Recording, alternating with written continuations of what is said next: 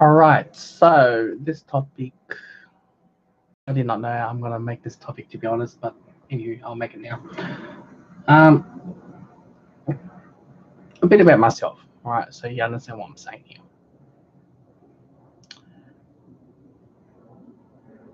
I used to study social work. Right, I didn't complete the course. Right now,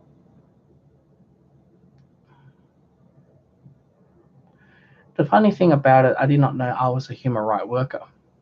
I'm working along with the human rights values and things like that. And you know, you give autonomy decision for your clients and you make them and you let them choose whatever they want. And it's the right thing for them to choose. Now, you cannot use any force or hit, abuse, or taking advantage. But sadly, we do hear on the news, not just social work sector, but the community development and social work sector. You get to hear abuse, you get to hear violence, you get to hear abuse, you get to hear sexual abuse. All right, and it happens in all. Unfortunately, it happens all trade. All right. So why am I making this video? Okay. So that's a bit of background about myself. Now, when I went to China, right, my cousin told me, and this is what Jackie Chan would say the same thing, or Chinese belief would say the same thing.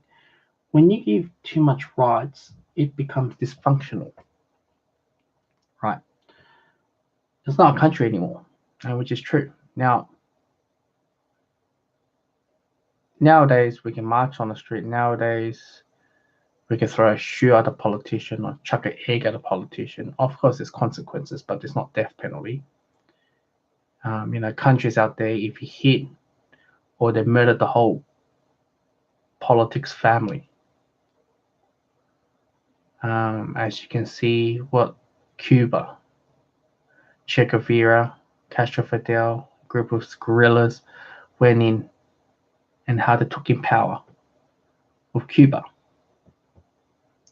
and how they transformed into a communist state instead of relying on Americans because it was a tax haven. And what did Americans did?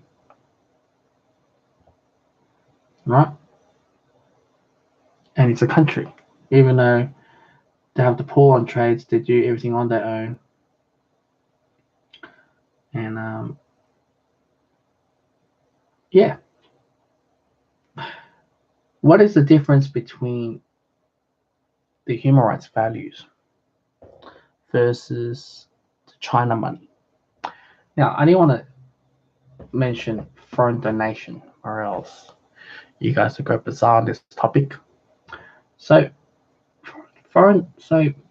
those countries who has a very good human rights values, which I'll show you. Right.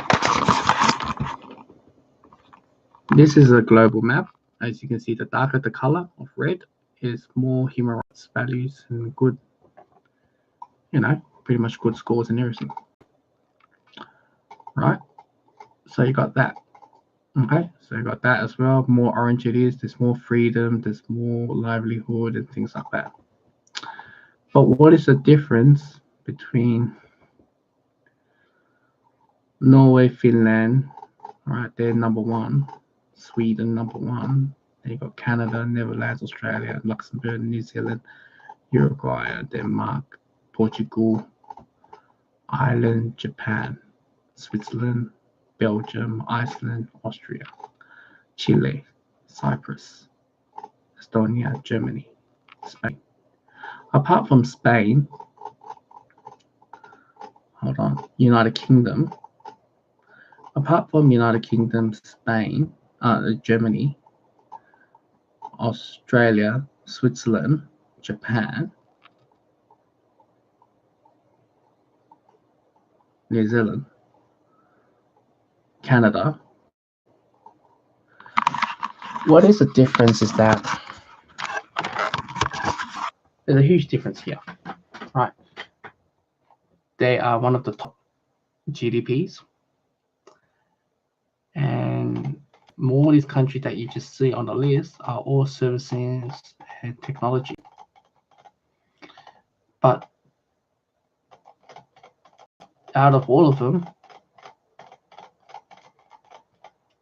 the thing about them is that they spend quarter or more on social services. I know for the fact that in Australia we spend more than quarter of our taxes to service, to social services, program of social welfare, and which becomes to this, right? So we're boosting quarter of the money goes to countries like that. But when it comes to infrastructures and everything, they're very poor compared to China. And I can guarantee you that. Maybe Japan. We can get away with Japan. But Japan and probably Scandinavian countries, but when we talk about infrastructure, it's probably like high-speed rails, tall skyrise building, stadiums, roads, not traffic jams, because those countries, most of them want to go, right? Because Norway, Finland, Sweden, Canada, Australia, there's something there, and they will die very soon because all these big countries have social welfare, accepting large migrants and things like that. In the long term, nowadays, it will be a very tax burden where there's less people popping kids, right? So there's a tax burden, right? And when you have too much rights, it becomes dysfunctional and it becomes left and right, or media wars and things like that. You don't know what's right, what's wrong, but you believe what's in media. But when it comes to these countries here, so China is number 10th on human rights. Well, USA was 58th. I don't know how they rank it, but yeah. Then the ones that has the poorest human rights on the list were Syria, Venezuela, Pakistan, UAE, Russia, Saudi Arabia, Iran, North Korea. There's something common about these countries, is that it's always on the news. Whether it's a war-torn countries, whether it's a poor country, whether it's a backward countries, whether it's not educated, whether it's a foreign interference, or whether it's something political. Right? What is common about these countries is oil, raw materials. Then when the country's doing good things, it's always showing bad things. About the hunger, the war torn, this the one that is the war-torn country. Historically, 战争 the 国家. It means like the historical is always where there's continuity of war, or tribal war, or things like that, right? And whenever the country do something good, they always picture very negative stigma. Even if they build the human rights, right? They put down with the Bangladesh, the Indonesians, the Philippines, the Burmese, the Laos, the Indian. They always portrayed, the countries are raping women. Women are not safe. But then again, they just passed through same-sex marriage this year. Why? One common thing about all these countries, they all have getting the foreign aid donation. And with foreign aid donation, it comes with agreement condition, which is you have to fix your human rights. So human rights can be free to protest, not to be executed. There's like a lot of values and rules in human rights values. Not studying social work, but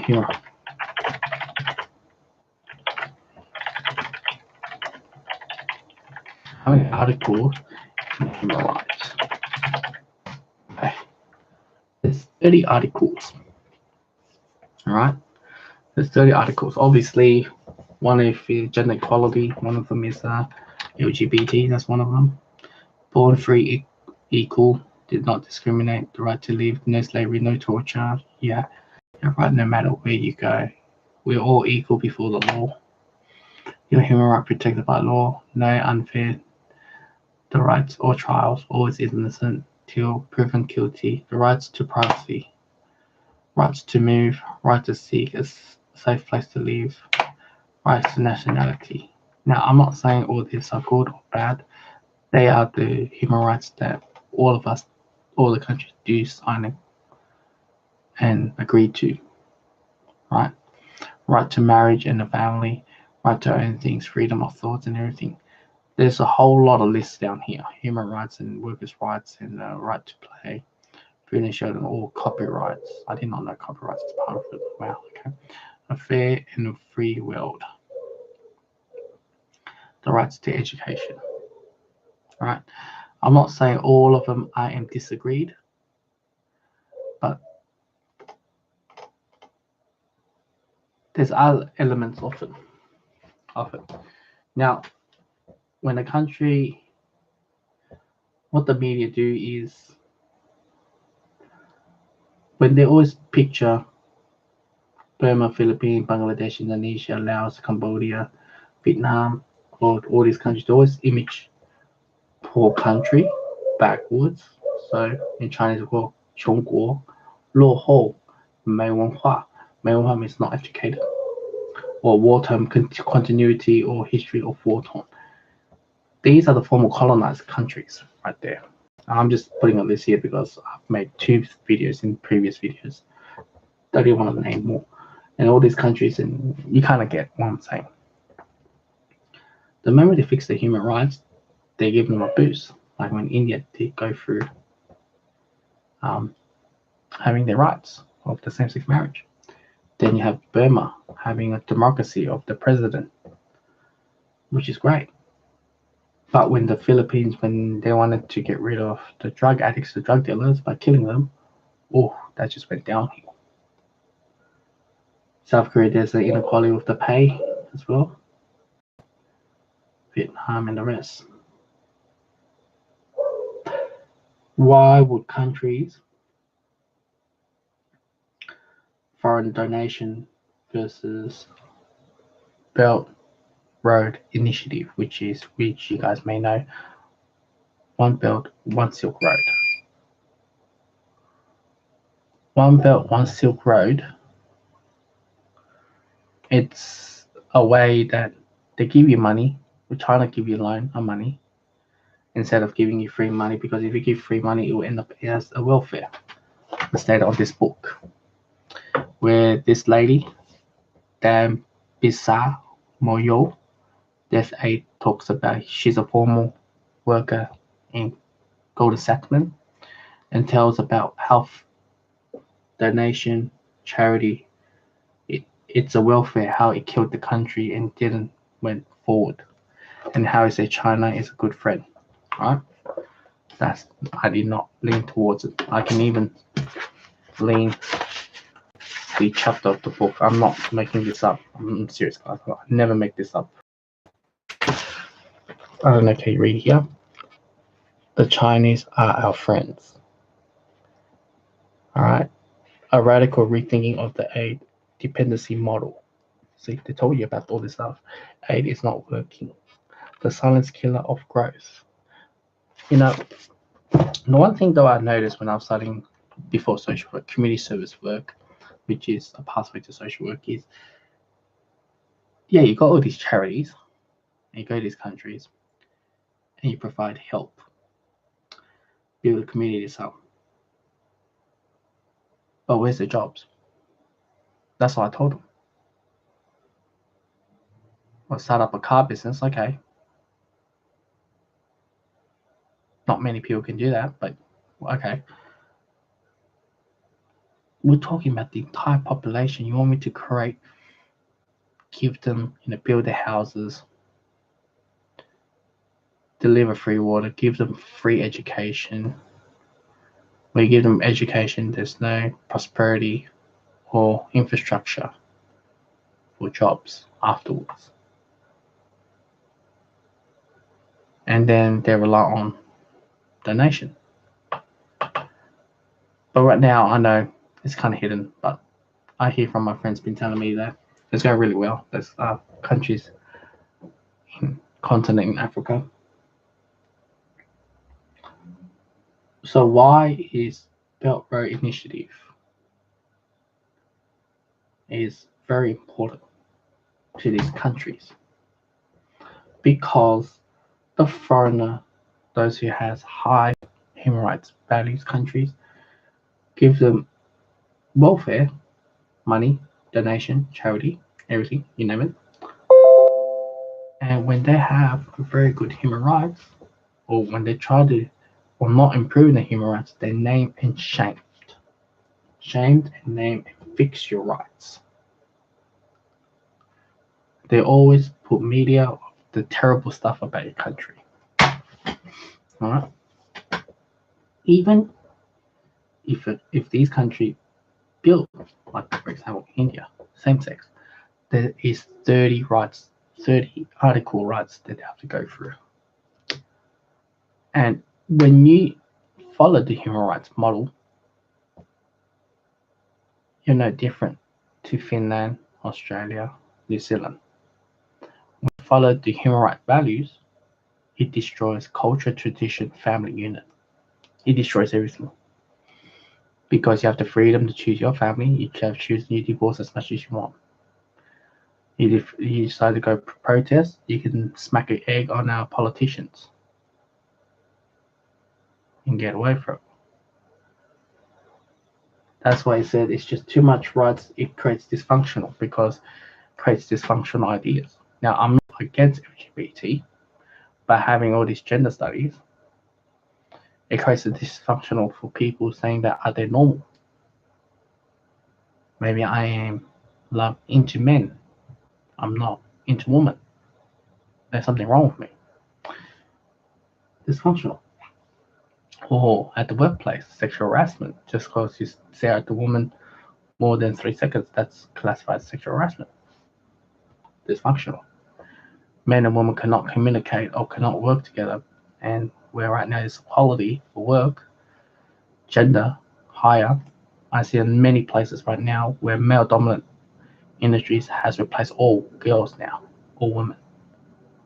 That's not gender equality. That's gender sacrificing. You're putting guys off the work because guys. I thought it's the 50-50. What happened to the 50-50 rule? And it's going very radical left. That's why I walked away social work, this industry, because even though it's great to think about this, but it's actually a deeper meaning. Look at the dysfunctional side, very deep. You guys can disagree with me, everything, but that's the reality. What's going on right now? There's too many rights. It's now turned into dysfunctional. And by all means, you have the right to live, you have the right to move around, you have to vote, independent thinking, vision, without being prosecuted and things like that. Like, I'm all good for it, but now it's turned to dysfunctional now.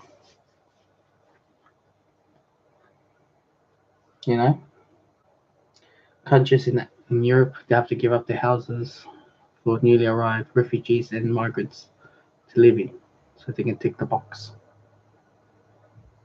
Where I used to work for food emergency relief crisis centers, where social workers and services only help to those who are poor countries, backwards, not educated. But if you come from a poor country, backwards, and an educated person, the social worker won't help you. Because they say, well, you're educated, you have a master's or bachelor, PhD degree, you're not eligible to get my help. It's sad, right? I genuinely felt sorry for this family. He couldn't get any social welfare or any help.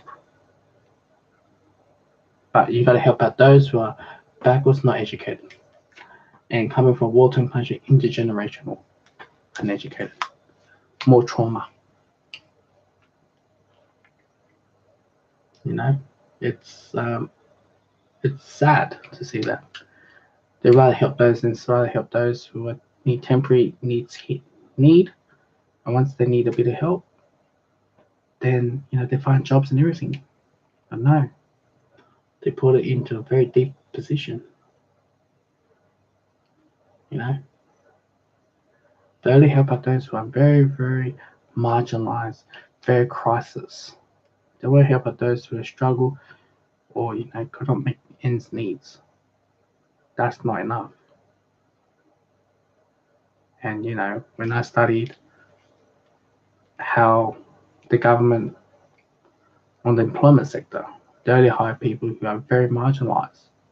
They won't hire people who are educated because there's no incentive behind. All right. So they'll hire those who are long-term unemployment, who's indigenous background, who has drug and alcohol or mental health, very severe, very, very deep in, and make them get a job. And can you imagine these people? When they get the job, the employers is like, oh man, I'm getting this guy a job, but he has poor work ethics, he's still battling mental issues. But I'm just doing the sake of the more longer I keep this guy, the more incentive I'm getting from the government. So it's a win-win approach. That's why I just left it. When I went to social work, I had to hate the government. I'm racist. And there's just so many ways, Everyone has different opinions, but obviously you talk about alternative, or if you're in the middle or the far right, or you're at the right wing, you have to be far left. You cannot be in the middle or having traditional cultural values. You can't. Or common sense. No, you can't do it. So that's why I don't like it, because there's no freedom of thought or freedom of expression. It violates it. Because if I say Trump in my class, everyone will attack me. That's violated my freedom of expression and thoughts. And marriage and family. They want marriage couples to divorce so they can get a job. It's becoming very dysfunctional. I'm reading on the lines of human rights. No slavery, no torture. It is torture for not speaking out or anything.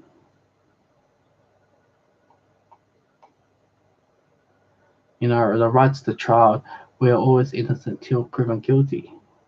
Well, not really when it comes to Me Too movement. I'll be one to name and shamed, not the girl.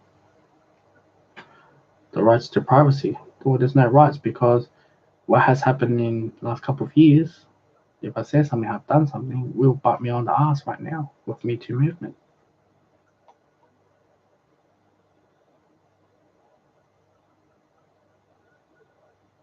Right to a nationality. Well, if I believe in alternative or right wing, I don't have the right. I'm right to get shut down. So you actually discriminate, and I get to see this in the class in my uni, how it gets shut down. So ask yourself, where's the human rights? I've been in gender equality because I'm not going to get hired because I'm a male. The rights of democracy, I don't. We'll get shut down in the media, chucking an air on top of us.